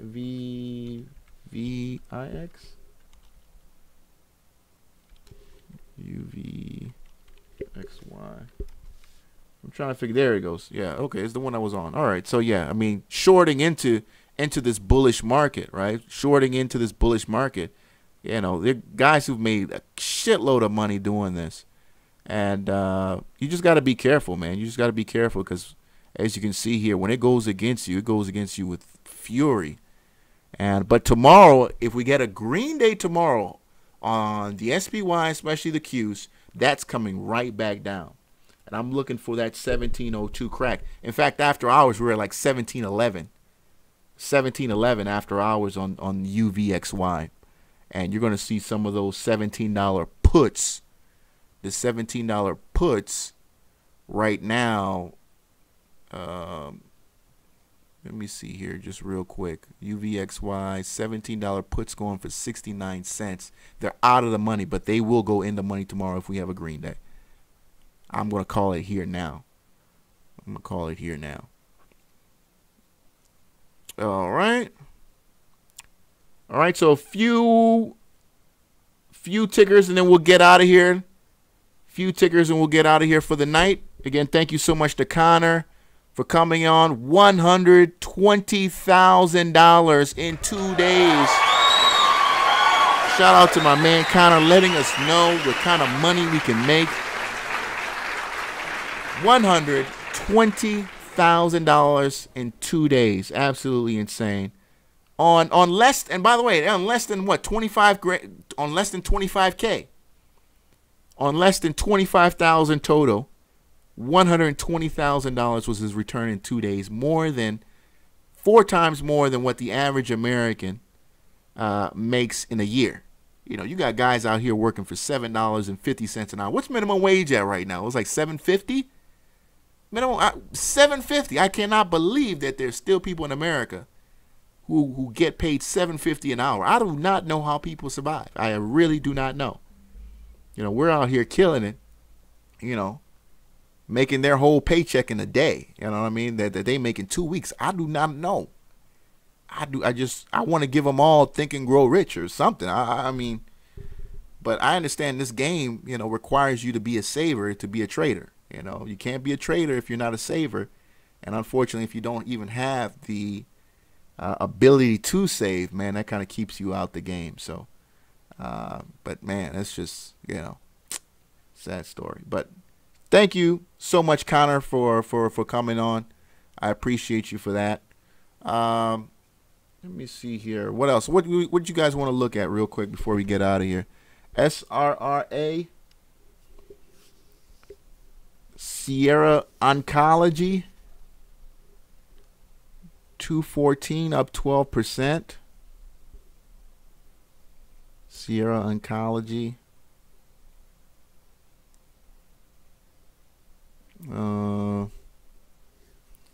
Someone said verify on Profitly, or it's just a cool story, bro. He's not.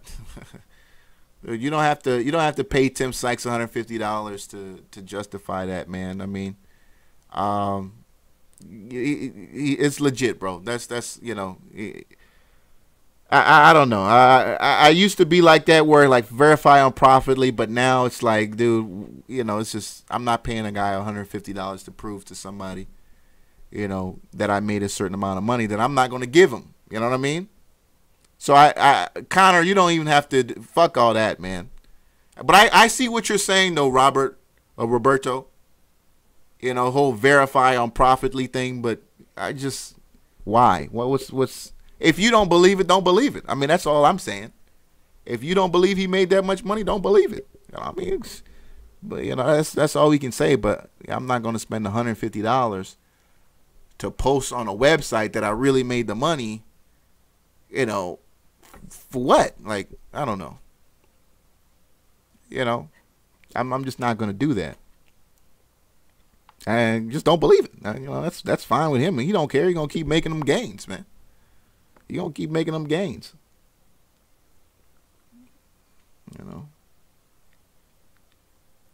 know. Give me some other tickers. CSWI. CSWI.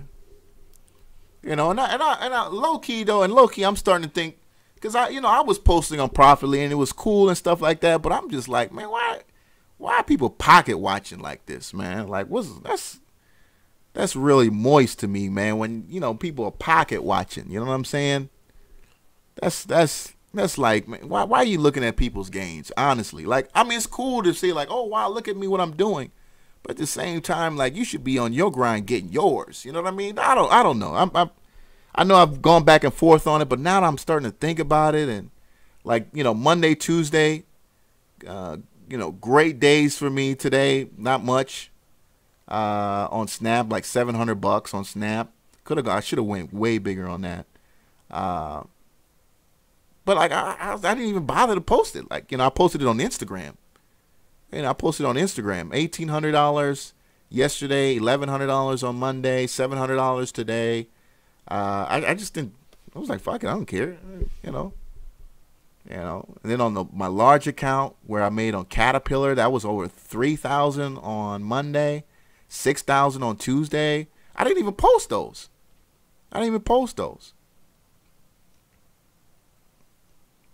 You know. Somebody says, what does moist mean? Moist means like, you know, you like it up your oh, let me not say anything. Y'all gonna go ahead and report me. Let me not say anything. But that's what's being moist means. If somebody's being moist, because, you know, in order for you to participate in that kind of activity, they put baby oil on that hole. So you know, somebody calls you moist, is, you know, you're moist. You like, you know, you put moisturizer in that area. All right, so let me just say it that way. Yeah, so don't let anybody call you moist, man, you know. Yeah. KERX. Let's take a look at KERX, man. One down, up 1.2%. Oversold here. Oversold KERX. Biotech play. Not much today though. Up 1.2%, but still oversold here. Still oversold. Man, I'm not. You know, the only.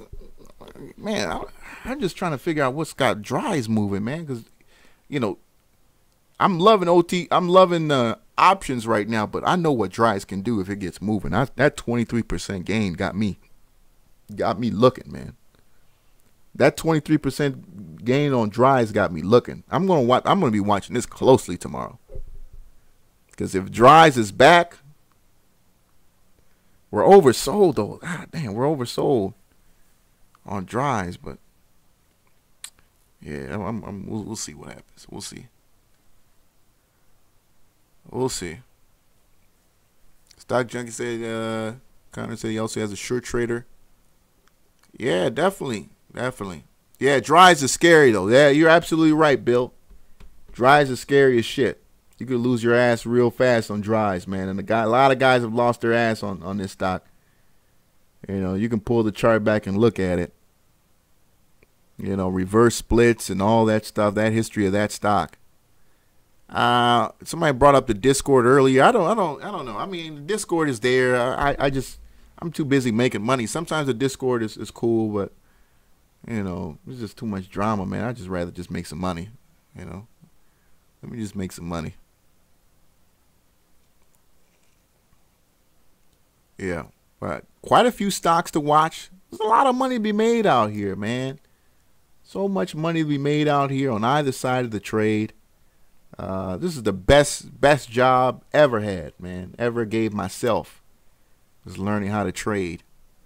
You know, wake up in the morning, you're excited. You know, you hate the weekends. I mean, I used to live and die for the weekends, man. The weekend you work 5 days, and you're like, yes, 2 days of freedom. You know, now I hate the weekends, bro. Friday, 4 o'clock, I'm like, fuck. What am I going to do for 2 days? You know, just read, watch trading DVDs.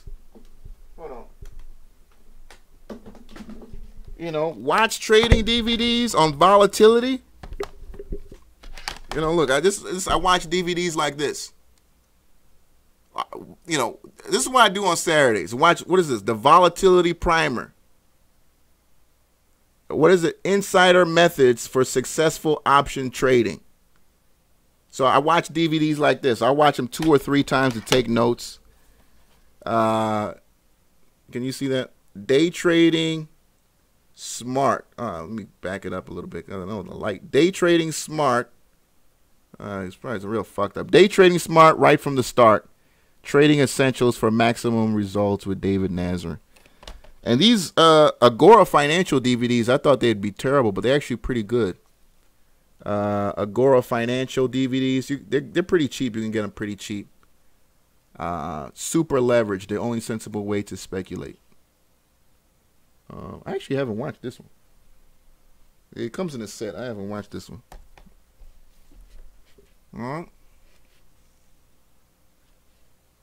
All right, so shout out to Bats for putting out his links. Shout out to all the people in the chat room. I will be back tomorrow. I will be on tomorrow. I know some guys are like, oh my God, he's off again. I'll be back tomorrow. Just had to catch up on something yesterday. But I'll be back tomorrow. We'll finish up the week together. And man, I can't tell if tomorrow's gonna be red or green, bro. I mean, honestly, Do I care really? Nah, not really, because I mean, either way, we're gonna find something. There are trades that you can make going up or down. Green, we get green, then I'm gonna be all over GE and some of these other plays. More than likely, I'm gonna be on the downside on Buffalo Wild Wings, especially if we see a lot of liquidity come into Buffalo Wild Wings. That's going to be opening up in the 120s, right? Where's Buffalo Wild Wings right now? Yeah, Connor said he's up 20K, but he'll probably be up another 40,000. Because you know you'll see that open, and guys will try to rush in and think they're going to make another $5 on a stock that's up already $20. Let me see here. BLWD. Oh, no. What's Buffalo Wild? BWLD. Okay. BWLD. Yes. $122.30. Bro, the stock is up almost $20 after hours? Shit. Dude. Monster kill. Damn. God damn. Jesus. Connor, you said you bought the 115 call at 130. Oh my God, bro. You're up almost $6. You'll man. And he's probably gonna get at least another $1. He's probably gonna get at least another $1. You know, you'll open up at 121, you'll hit 122. You know, you'll get those guys who try to push it, you know, and then they end up falling on their ass. I would look at basically what happened to Caterpillar, you know, where you had Caterpillar open up, and then you'll end up losing. You can look at IBM too. IBM is another one. IBM was weird because although IBM beat and it was an incredible beat, you had a couple more days of running there. I don't know if BW is going to do that. I don't know if BW will do that, though. I don't know. Let me see here. Very similar charts, right? Bearish, you know, leading into earnings. Man, it could. Hold on. IBM was pretty bearish. See, I don't want to get caught up there. Because if you're going to go in with you know, an expiration of like Friday, you don't want to. You're not going to have time for this. You know, you're not going to have time for this. So you know, it's a risk, but I don't try to go with that 27th expiration. Does it have a 27th expiration? Or they might not even have. Let me see here. BWLD. Oh, okay, November 17th. Oh, yeah, no problem. Fuck it. Shit. They got November 17th expiration. It's no fucking problem. I don't give a damn. You just go in. Because you're not gonna go for you're not gonna go that far. You're not gonna go that far. Up $20 has got to give some of that back. You got to give some of that back. Let's go back to BWLD. Yeah, I mean $20, man. You gotta give some of that back. You gotta give some of that back. So where is our open going to be at? Our open is going to be right here. Oh yeah. See how smart the market is, man. See how smart the market is, man. So right at the gap. So you're gonna open like right here. Ooh, okay. Yeah. Ooh, okay. Now that's okay. Yeah, you still gonna give some of that back though. I don't give a damn. You're still gonna give some of that back. That's scary though.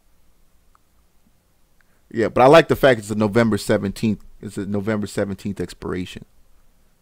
You're not gonna be. I don't know, but even at 121 though, the RSI could open up. The RSI could open up at like, it might be like 65. It could be like 65. So it might not even be like. Yeah, we'll have to see intraday, man. We'll have to see intraday.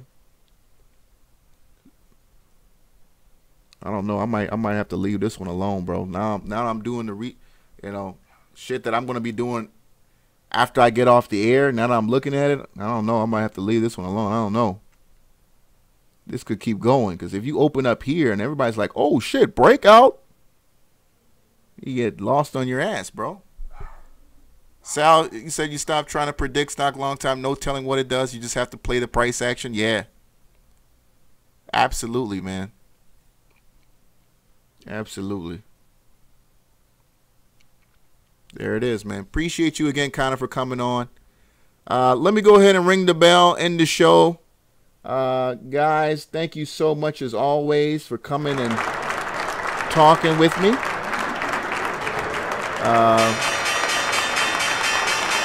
Great day. Great day on the show. Great calls. Appreciate you as always. I'll be back tomorrow. The gap is clear resistance, most likely down, as you said, after open. Yeah, that's Brian. Brian, me and you are here, bro. Me and you are here. Me and you are here on that. I'm thinking, that gap is, that's the top and it's coming back down. But we'll just see. We'll find out, bro, at the open. Again, I don't do the 2-minute charts, right? I'm just gonna pull up the hourly and look at it that way, bro. And I just read the candlesticks and determine where we're gonna go. Because the 2 minutes and 5 minutes, it just scares me out of trades. I've left so much money on the table following those small time frames. So just let it do its thing.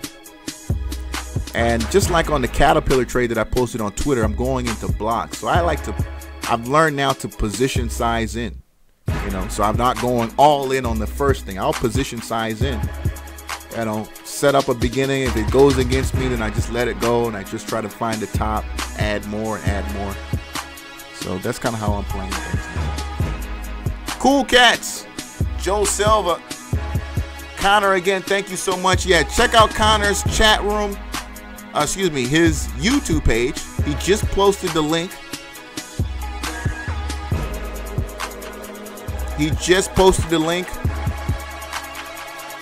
Thank you, Joe. I appreciate it, man.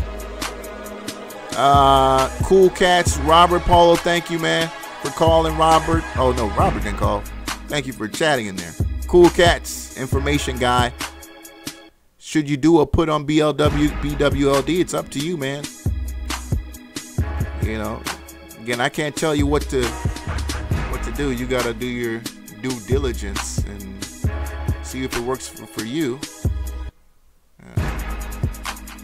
Bad Scientist, thank you for the call. Mad. Everybody in the chat room who watched, and everybody who's watching in the future, appreciate you so much. Chart Writer, current RSI is 75. Okay. Chart Writer, 75 on BLWD or BWLD. If it's 75 on Buffalo Wild Wings right now, all right. Boy, there's so much money to be made on that stock, boy. I'm telling you right now, folks, those puts are going to be opening up dirt cheap. Those 121 puts are going to be so cheap tomorrow. But anyway, let me not get myself overly excited. As Connor said, just play the price action. Thank you, Coralie. Thank you so much for watching. I appreciate you so much. Yeah, press like on this right now. Let me get out of here. Y'all know we can do 7 hours. We've done it before. We're not going to go back to those days. Getting sore throats and shit after I get off the show. All right. But Coralie, thank you so much for joining. Better late than never, as Bad Scientist said. So grateful for you. See you guys back here, same time, same place, tomorrow. Happy trading, everyone. Take care.